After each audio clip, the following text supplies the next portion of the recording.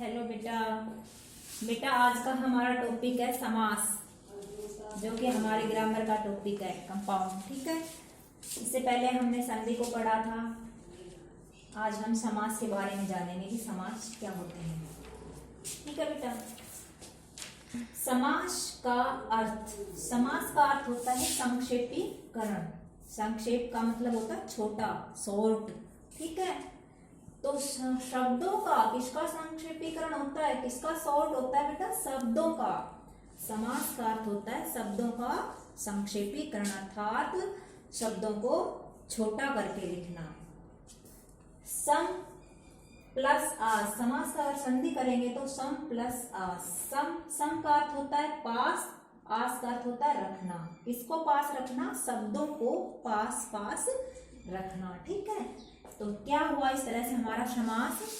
शब्दों का मेल समास कहलाता है। शब्दों के मेल से एक नया शब्द बनने की प्रक्रिया को समास कहते हैं, अर्थात शब्दों का एकीकरण। शब्दों का एकीकरण करके एक नया शब्द बन जाता है, उसे समास कहते हैं बेटा। संधि में क्या पढ़ा था हमने? संधि में तो वर्णों का मेल था। ठीक है, संधि में तो क्या था? वर्णों का मेल, वर्णों का मेल। और वर्णों के मेल से जो विकार पैदा हो रहा था, वहां संधि बन रही थी। ठीक है, वहां क्या बन रही थी? संधि। लेकिन समास में क्या है बेटा?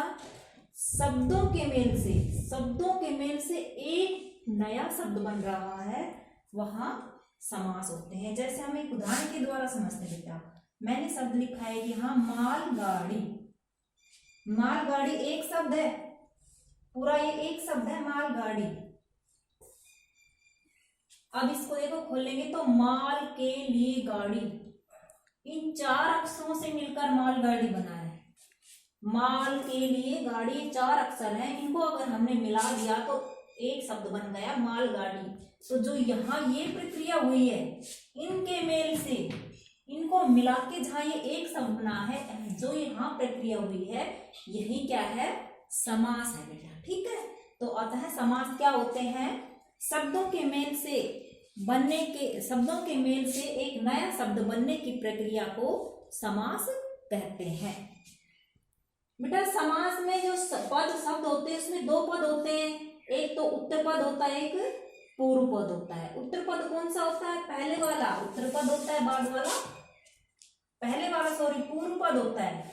जैसे मालगाड़ी में माल जो है, माल ये क्या है? पूर्व पद। और ये जो गाड़ी है, ये गाड़ी क्या है? उत्तर पद। ठीक है, समास में दो पद होते हैं, एक होता है पूर्व पद, एक होता है उत्तर पद। तो पहले वाला, आगे वाला हिस्सा तो पूर्व पद, और लास्ट वाला हिस्सा, उसका बाद वाला हिस्सा उत्तर पद। उत्तर का अर्थ भी होता है बाद में, पूर्व का अर्थ होता है पहले।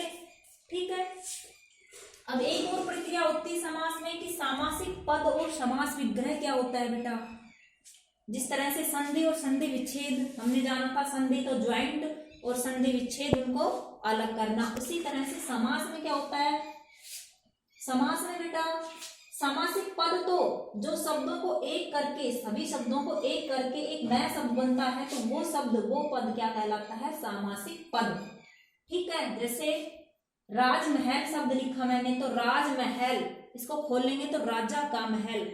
अब जो राजमहल सीधा मैंने बोला, वह एक सामासिक पद है। जैसे मालगाड़ी में मालगाड़ी एक सामासिक पद बना हुआ है, और माल के लिए गाड़ी, इन शब्दों से मिलकर ये समास बना है, मालगाड़ी। तो ये जो इनको खोल दिया है, माल के लिए गाड़ी, जो यहाँ ये प्रक्रिया हो रही है, अलग अलग शब्द है, यह प्रक्रिया क्या है? समास विग्रह। यानी कि शब्दों को जोड़ के नया शब्द बनना तो एक सामासिक पद होता है, और शब्दों को खोल के रखना समास विग्रह होता है। अतः आप समास विग्रह और सामासिक पद में अंतर समझ गए होंगे। ठीक है, तो समास को अच्छी तरह से समझ गए होंगे बेटा। समास का संक्षेपीकरण, शॉर्ट करना, छोटा करना, किनको? शब्दों को छोटा करके एक करना। ठीक है, अब समास के भेद जानेंगे हम। समास के कितने भेद होते हैं? 6 भेद होते हैं। जैसे संधि के हमने भेद जाने थे, 3 भेद थे। उसी तरह से समास के 6 भेद होते हैं। अव्ययभाव, तत्पुरुष, कर्मधारय, द्विगु, द्वंद्व और बहुव्रीहि, ये 6 समास होते हैं बेटा। तो आज हम जानेंगे सबसे पहले अव्ययभाव समास के बारे में कि अव्ययभाव समास क्या होता है। अव्ययभाव समास में बेटा पहला पद प्रधान होता है, पहला पद अव्यय होता है। ठीक है, अव्यय होते हैं वे शब्द जो लिंग, वचन, क्रिया, पुरुष और काल के अनुसार कभी भी चेंज नहीं होते। ये ऐसे शब्द अव्यय कहलाते हैं। जैसे तथा, और, किंतु, परंतु, प्रति, उप, आ, अन, ऐसे जो शब्द हैं ये सारे उपसर्ग भी हैं और क्या है, अव्यय भी हैं। तो अव्ययभाव समास जो होता है उसमें पहला पद क्या होता है, पहला पद उसमें अव्यय होता है। अव्यय का अर्थ हम समझ गए कि जिसके टुकड़े नहीं किए जाए। पहला पद क्या होता है, अव्यय। जैसे एक उदाहरण लिया हमने, यथा शक्ति। अब यथा शक्ति में देखो, यथा जो शब्द है इसमें ये क्या है, यथा इसमें एक अव्यय है। ठीक है, यथा शक्ति, शक्ति के अनुसार। अब शक्ति के अनुसार इसको हमने जोड़ के यथाशक्ति एक सामासिक पद बनाया। निडर, निडर में नी क्या है, एक अवयव है, बिना डर के। नी एक उपसर्ग है और अवयव भी है। निडर, बिना डर के। इसको खोलेंगे तो क्या बन जाएगा, बिना डर के। ठीक है, अब बिना डर के इसको जोड़ के हमने बना दिया निडर, तो ये निडर बन गया एक सामासिक पद। प्रतिदिन, इसमें प्रति उपसर्ग है, प्रति अव्यव शब्द है, दिन यानी कि हर दिन, रोज रोज। आजीवन में आ क्या है बेटा, आ क्या है, एक अव्यव है और जीवन, जीवन भर। आजीवन, जीवन भर। इस तरह से हमारा अव्ययभाव समास क्लियर हुआ। पहला पद अव्ययभाव समास में अव्यय होता है, अव्यव को हमने जान लिया। ऐसे शब्द जो लिंग, वचन, क्रिया, काल, पुरुष के अनुसार कभी भी चेंज नहीं होते। अब सेकंड है हमारा तत्पुरुष समास। तत्पुरुष समास, तत्पुरुष समास की पहचान क्या होती है बेटा, तत्पुरुष समास में कारक चिन्हों का प्रयोग होता है, यानी कि कारकों का लोप होता है। जो कारक है ना, हमारे 8 तरह के कारक थे, कर्ता ने, काम को, कर्ण से, संप्रदान के लिए, अपादान से अलग, संबंध काके की, अधिकरण में, पेपर। तो इनमें जो 6 थे, 6 कारक होते हैं, कर्म से लेकर अधिकरण, वे सभी कारकों का तत्पुरुष समास में लोप होता है। अगर सामासिक पद का विग्रह करके देखते हैं, उसको खोल के देखें, तो ये जो कारक है ये निकलकर सामने आते हैं। ठीक है, जैसे राजमहल। अब मैंने लिखा ये राजमहल, तो ये शब्द है, जैसे राजमहल का, राजा का महल, इसका समास विग्रह किया तो राजा का, ये जो का निकल के आया है ये तत्पुरुष समास के अंदर राजा का यहाँ संबंध तत्पुरुष दर्शा रहा है। राजा का महल। गुणहीन, तो यहाँ गुण से हीन आ रहा है, गुणहीन को खोलेंगे तो गुण से हीन, यहाँ करण तत्पुरुष आ रहा है। ठीक है, रेखांकित, रेखा से अंकित, तो यहाँ भी से निकल के आ रहा है। इस तरह तत्पुरुष समास में कारकों का लोप होता है। अगर विग्रह उनका करके देखते हैं तो कारक उभर के सामने आते हैं। बेटा तत्पुरुष समास के अलग अलग भेद हैं कारकों वाले, कर्म तत्पुरुष, कर्ण तत्पुरुष, अधिकरण तत्पुरुष, संप्रदान तत्पुरुष, अपादान तत्पुरुष। ठीक है, अगर हम इनको खोल के देखते हैं ना तो हमें समझ में आ जाएगा। जैसे गुणहीन है तो गुण से हीन, तो से सिंबल कौन से कारक का है, करण से, तो यहाँ करण तत्पुरुष हो जाएगा। ठीक है, राजमहल का किया, राजा का महल, तो यहाँ का के की संबंध तत्पुरुष में आ रहा है। ठीक है, तो संबंध तत्पुरुष बोल देंगे इसको। इसी तरह रेखा से अंकित, तो या रेखा अंकित, रेखा पर अंकित ज्यादा सही रहेगा। रेखा पर अंकित, रेखा पर लिखा हुआ, जैसे ये लाइनें होती है इनको रेखा बोलते हैं, इन पर लिखा हुआ कुछ, तो रेखा पर अंकित। तो में पेपर, में पेपर कौन से तत्पुरुष, कौन से कारक में आता है, अधिकरण तत्पुरुष में आता है। तो यहाँ अगर पर का चिन्ह आ रहा है तो कौन सा? अधिकरण तत्पुरुष समास हो जाएगा। इसी तरह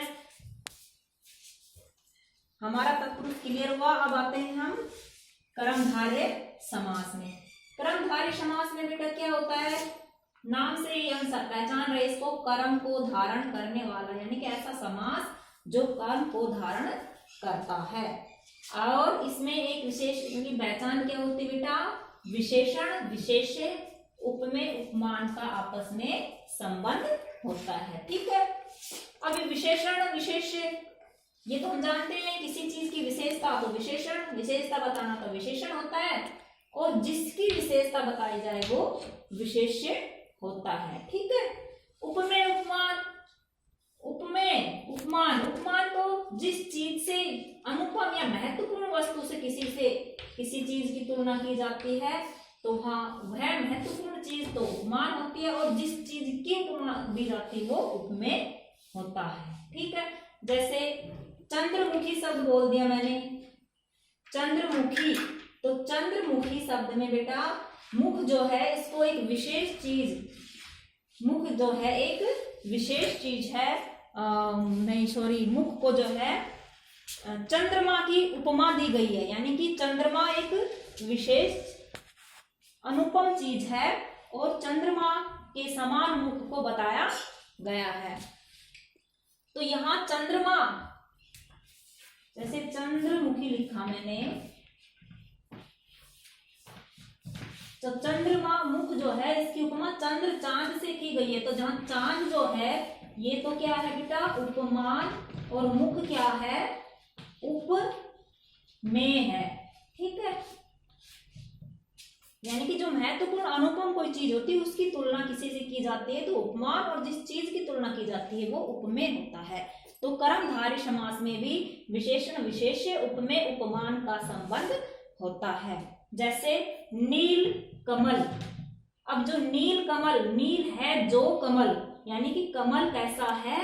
नीला। कमल की विशेषता यहाँ क्या बताई गई है?